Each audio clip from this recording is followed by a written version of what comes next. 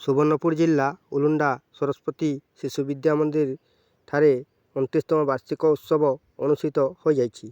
ସଭାପତି ବିଜୟ ବାରିକଙ୍କ ସଭାପତିତ୍ୱରେ ସଭାରେ ଜିଲ୍ଲା ପରିଷଦ ସଭ୍ୟା ବିଜୟ ଲକ୍ଷ୍ମୀ ତରାଇ ମୁଖ୍ୟ ଅତିଥି ଭାବେ ଯୋଗଦେବା ସହ ଦୀପ ପ୍ରଜ୍ୱଳନ କରି ସଭା କାର୍ଯ୍ୟକୁ ଆଗେଇ ନେବା ସହ ସମ୍ମାନିତ ଅତିଥି ଭାବେ ପୂର୍ବତନ ଯୁଗ୍ମ ସମ୍ପାଦକ ଧର୍ମନିରଞ୍ଜନ ପଣ୍ଡା, ଗୋବିନ୍ଦ ଦାସ ତରାଇ, ପୂର୍ବତନ ସଭାପତି ଶିବରାମ ନାୟକ ଯୋଗଦେବା ସହ ସମ୍ପାଦକ ରାଜେନ୍ଦ୍ର ଦେହେରୀ ଅତିଥି ପରିଚୟ କରିଥିବା ବେଳେ ପ୍ରଧାନାଚାର୍ଯ୍ୟ ଲବଭରା ସାଗର ବାର୍ଷିକ ବିବରଣୀ ପଠନ କରିବା ସହ ମଞ୍ଚ ପରିଚାଳନା କରିଥିଲେ।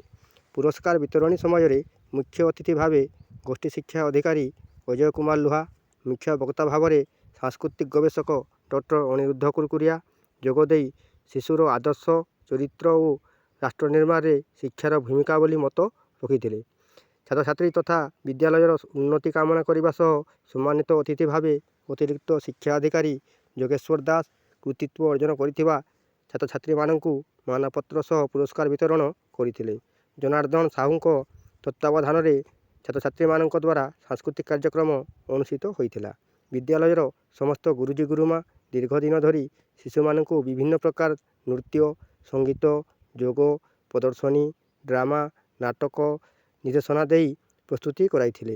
ଏହି ଉତ୍ସବରେ ଶୁଭେଚ୍ଛୁ ପୂର୍ବ ଛାତ୍ରଛାତ୍ରୀ, ଅଭିଭାବକ ଅଭିଭାବିକା, ସେବକ ସେବିକା, ପୂର୍ବତନ ଗୁରୁଜୀ ଗୁରୁମା, ପରିଚାଳନା ସମିତି ନିଷ୍ଠା ସହ ସମ୍ପୂର୍ଣ୍ଣ ଭାବରେ ସହଯୋଗ କରିଥିଲେ।